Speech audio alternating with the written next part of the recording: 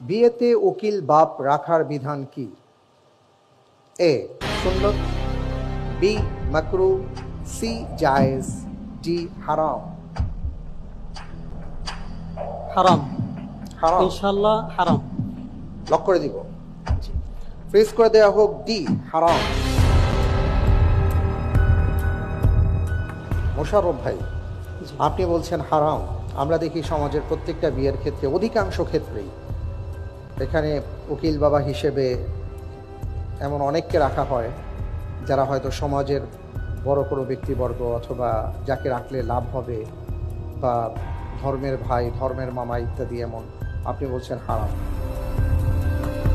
আপনি যে উত্তরটি দিয়েছেন, আপনার উত্তরটি আমি দেখতে পাচ্ছি সঠিক উত্তর। আলহামদুলিল্লাহ। আলহামদুলিল্লাহ।